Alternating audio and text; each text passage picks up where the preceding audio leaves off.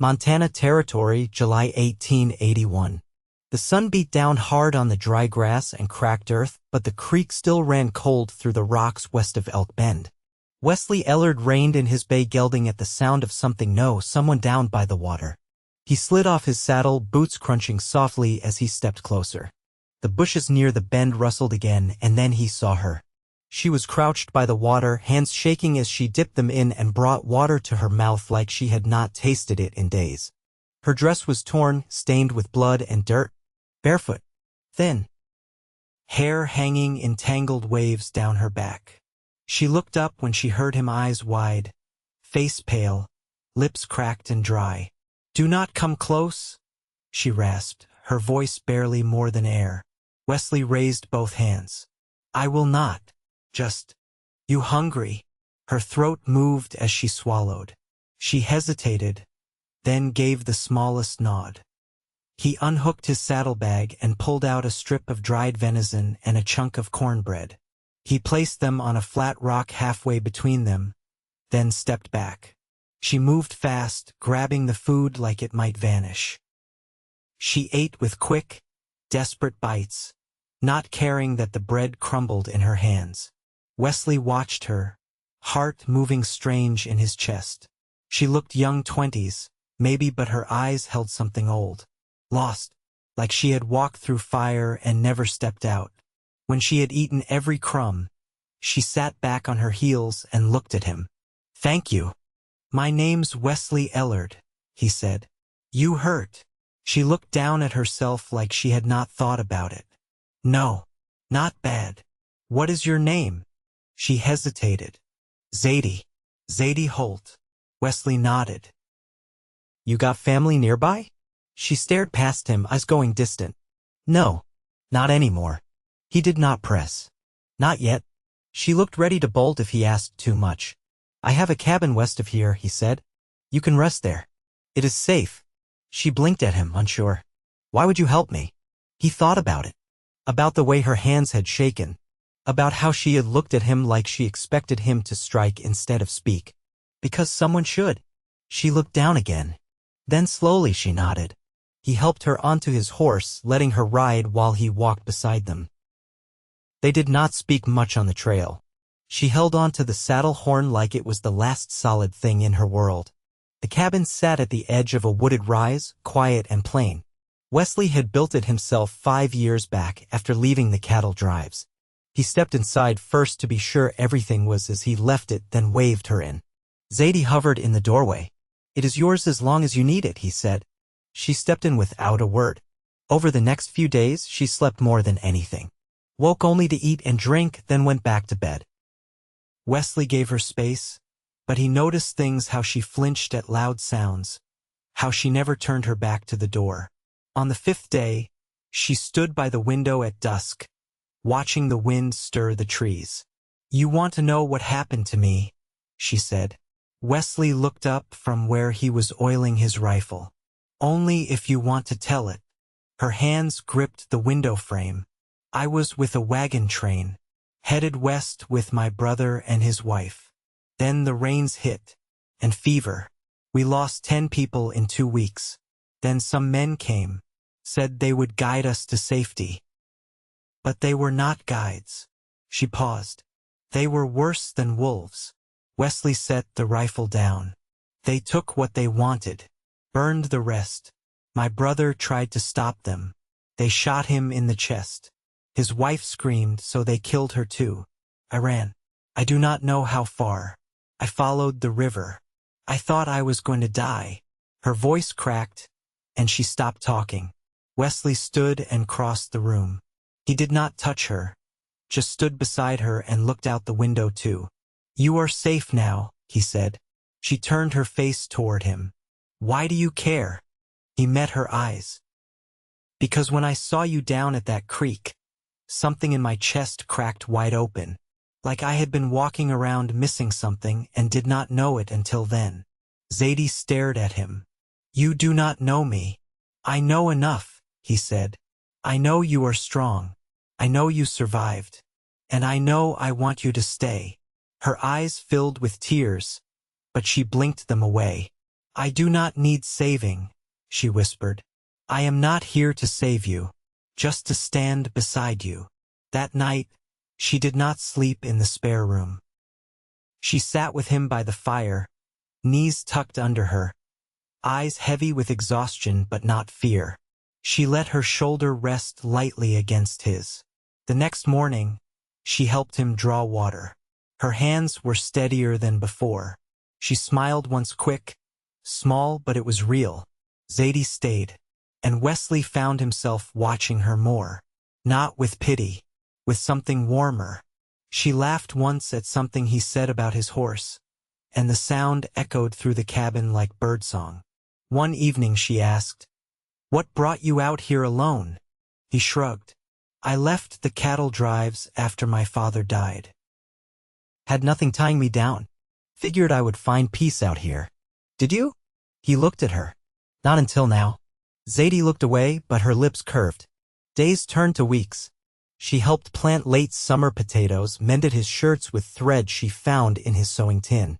He found her standing barefoot in the grass one evening, head tilted to the sky. Her hair was brushed, her cheeks sun-warmed. "This place," she said, "it feels like breathing again." Wesley stepped close. "So stay. Not just for now. For good."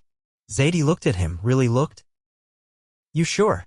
He reached out, gently brushed a strand of hair behind her ear. "You are the piece I did not know I was missing." Tears filled her eyes, but she smiled. "I want to stay," she whispered. And then she leaned in and kissed him. Soft, sure, like she had made up her mind. Wesley wrapped his arms around her, holding her like he never wanted to let go. Because he did not. The morning after Zadie chose to stay, Wesley found her sitting on the porch step with her knees drawn close and a needle moving steady through a patch of canvas. She didn't look up when he stepped outside, just kept stitching. He leaned on the doorframe. "You planning to make me a tent?" "It's for the sack of oats," she replied, tying off the thread. "Bottom split clean the other day when you set it down too hard." He crossed his arms, a smile tugging at the corners of his mouth. "Didn't know you'd taken to minding the feed?" "I don't like waste," she said, standing and brushing the dust from her skirt. "And I needed something to do with my hands." He nodded once. "You want something more to do? There's fence needs checking on the south end." Zadie handed him the mended sack, her gaze steady. "I'll come with you." They saddled the horses in silence. Not the kind that stretched awkward, but the kind that settled easy between people who didn't need to fill space with words. The air was warm, heavy with the scent of pine and sun-baked grass. The ride took them down a narrow stretch where the wire line bowed low. She dismounted first, crouched to examine the posts. "This one's loose," she said, testing its give. "Needs resetting." Wesley pulled off his gloves and set to yanking the post straight while she held it firm. Their hands brushed once, brief, and neither of them said anything about it. "You ever work fence before?"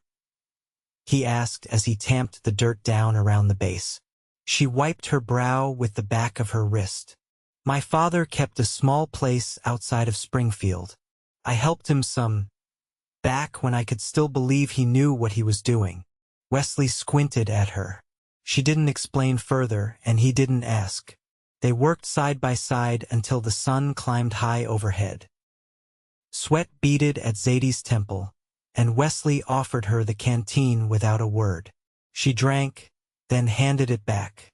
"There's a stillness to this place," she said, eyes scanning the hills, like it never had to forget anything.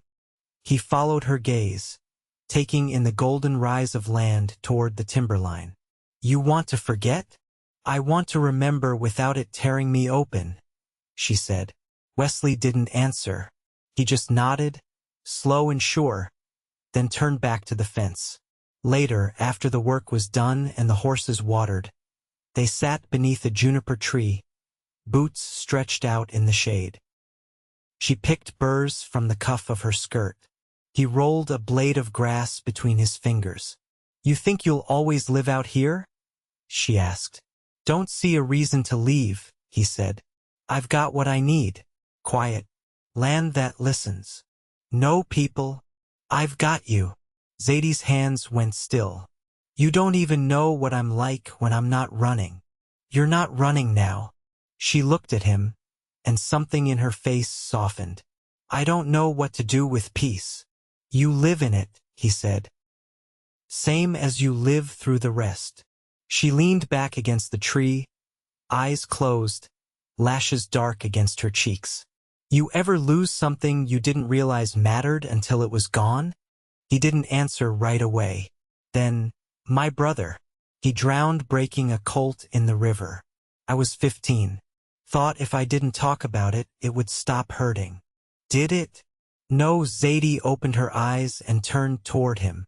That's the first real thing anyone said to me in a long time. He met her gaze, unflinching. I don't say what I don't mean. They rode home slow, evening light stretching long across the prairie. Zadie didn't seem in a hurry to get back. She asked about the cattle in the next valley, and he told her about a rustler who tried to pass off stolen stock as his own and ended up buried quiet and forgotten under a cottonwood tree. She laughed, and it made his chest feel like something clean had cracked open again. That night, Zadie cooked. Nothing fancy, salt pork and beans, a bit of onion, but she set the table and lit the lamp without being asked. Wesley watched her move around the kitchen like she'd always known it. After they ate, he stood to carry the dishes, but she stopped him. I want to, she said. He sat back down. From his chair, he could see the way her shoulders moved, how the firelight brushed gold along the curve of her cheek. There was a steadiness to her now, like she was beginning to believe the ground under her feet wouldn't vanish. When she sat beside him again, he took her hand. She let him. Neither spoke. There was no need.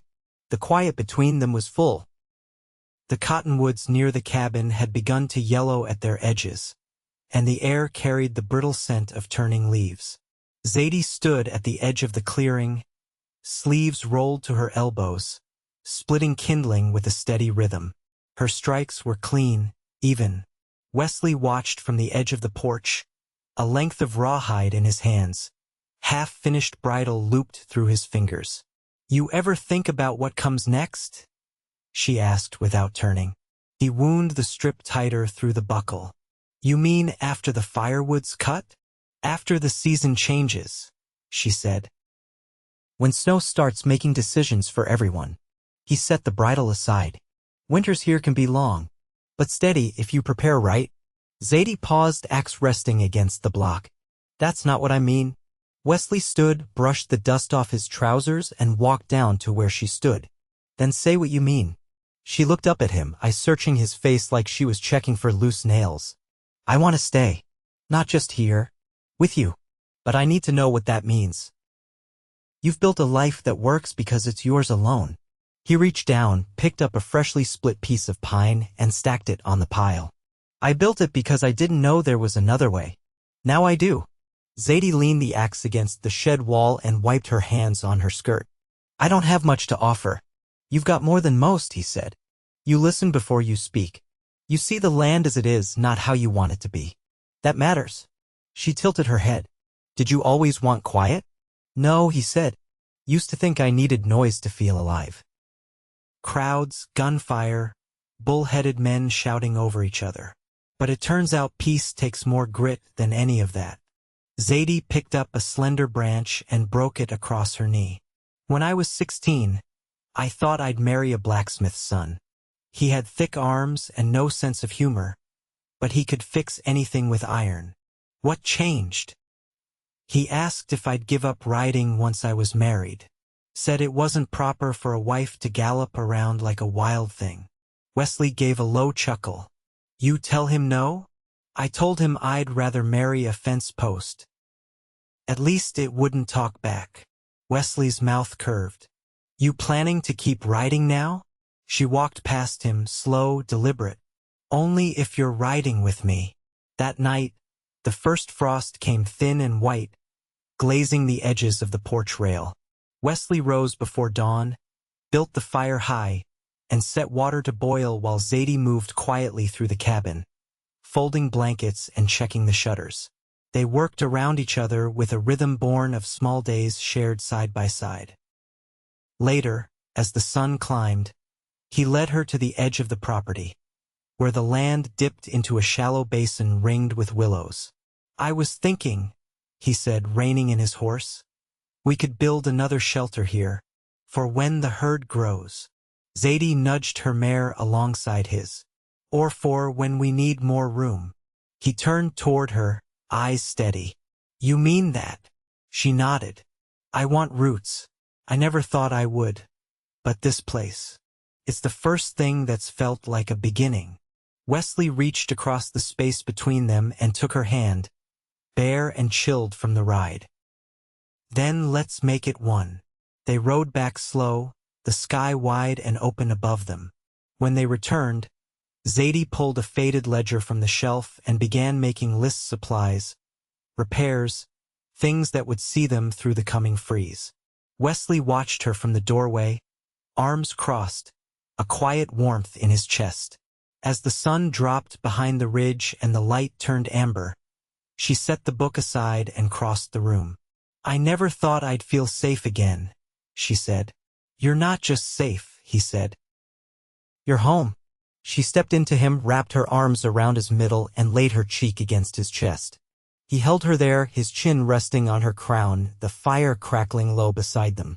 Outside, the wind shifted, carrying the first true chill of the season. But inside, the warmth held. By the time the first snow stayed on the ground, Zadie had taken to wearing Wesley's old wool coat when she did the morning rounds. The sleeves fell past her wrists, but she didn't mind. She said it kept the wind from finding her skin. And besides, it smelled like wood smoke and saddle leather, things she trusted now. Wesley watched her from the barn doorway as she scattered feed for the hens, her steps deliberate, her breath rising in small, fleeting clouds.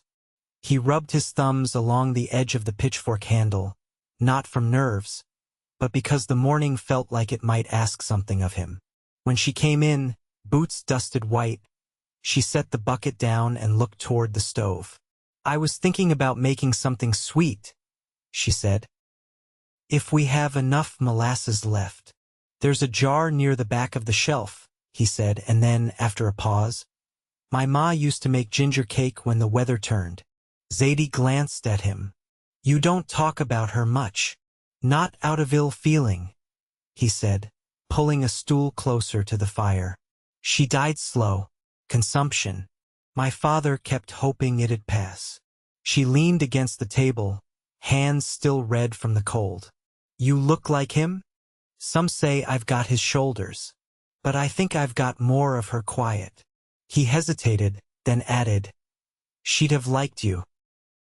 You've got a way of making silence feel full. Zadie looked down, brushing her palm across the grain of the tabletop. I tried to learn to be still after everything. It was the only way to hear myself think. He reached out, resting his hand lightly on hers. You don't have to carry it quiet anymore. Not if you don't want to. Her fingers turned under his, holding on. I want to learn what it's like to build things forward, not just leave them behind. That afternoon, they emptied the storage bins and sorted what they had left. Zadie tallied beans, dried corn, a half sack of flour grown stiff at the corners. Wesley looked over the harnesses, checking for wear. They worked in close quarters, shoulder to shoulder, and neither felt the need to fill the air with anything beyond what was needed. When the sun dropped low, Zadie lit the lamp and began mixing the ginger cake batter. Sleeves rolled up, hair pulled back with a scrap of muslin. Wesley cleaned his hands and leaned against the doorframe, watching the way she moved with care, not hesitation. You ever think about what this place might look like in 5 years? She asked, pouring the batter into the skillet. I do now, he said. I see more than I used to. She slid the skillet into the oven and turned to face him. Tell me. I see a second pen for the calves. Smokehouse out back. You planting rows of greens by the fence come spring. He crossed the room, stopped in front of her. And I see you here. Still wearing that coat. Still giving me reason to come in from the cold. She touched his sleeve, fingers catching the edge of the cuff. I want that too. I want to make things with you. Even the dull parts. Especially the dull parts. The cake rose slow in the fire-warmed oven, filling the cabin with the scent of ginger and molasses. They ate it warm, 2 forks between them, steam curling from the soft center. When they finished, Wesley brought her hand to his lips, pressed a kiss to her knuckles like it was a promise. Later, they lay beneath the quilt, the wind brushing against the shutters outside. Zadie turned toward him, her voice low and certain. "Do you believe a person can be broken and still worth keeping?" He brushed his thumb across her cheek, slow and steady. "I believe some things don't need fixing. They just need someone to see them right." She breathed deep and even and let herself rest against him fully. The fire burned down to embers, but the warmth held, steady and sure. By mid-December, the river had frozen hard enough for deer tracks to hold in its dusting of snow, and the chimney gave a steady plume that curled above the roof like a thread anchoring the cabin to the sky. Zadie stood at the corner of the barn, a tin pail swinging in her hand, watching the light change on the ridge. The sun had a different quality now, muted, more golden than bright, as if it, too, had quieted for the season. Wesley stepped up beside her, tying a scarf around his neck as he glanced toward the slope. "There's something I want to show you." She handed off the pail and followed him without question, boots crunching crisply. They moved past the fence line and up through the stand of firs where snow had drifted deep and undisturbed. At the top of the rise, he waited for her to catch up. Then he stepped aside. In the clearing below, a wooden frame stood half-built, its bones clean and square against the white. No roof yet, but the foundation was sound and the posts were sunk deep with care. Zadie looked at him, brows drawn. "You've been building?" "Started when the ground first hardened," he said, rubbing the back of his neck. "Didn't say anything until I was sure it'd hold." "For what?" "A place that's ours," he said. "Not just mine. Not just something borrowed. I figured if you were going to stay, you ought to know the walls were made with you in mind." She stepped down into the frame, boots skimming the perimeter. "You planned this without asking?" "I hoped," he said. "But if it's not what you want," she turned to face him. "What I want is to build something that holds." Her voice didn't waver. He stepped into the space beside her, and they stood together where the hearth would be, the sun slanting through the open beams. That night, she brought out a box from beneath the bed that Wesley hadn't seen before.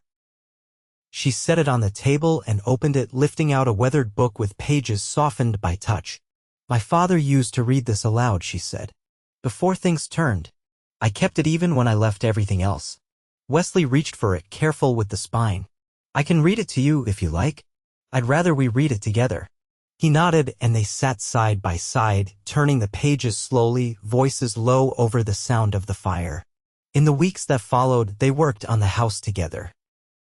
Zadie learned to notch joints and drive pegs flush, her palms blistered and calloused by the end of each day.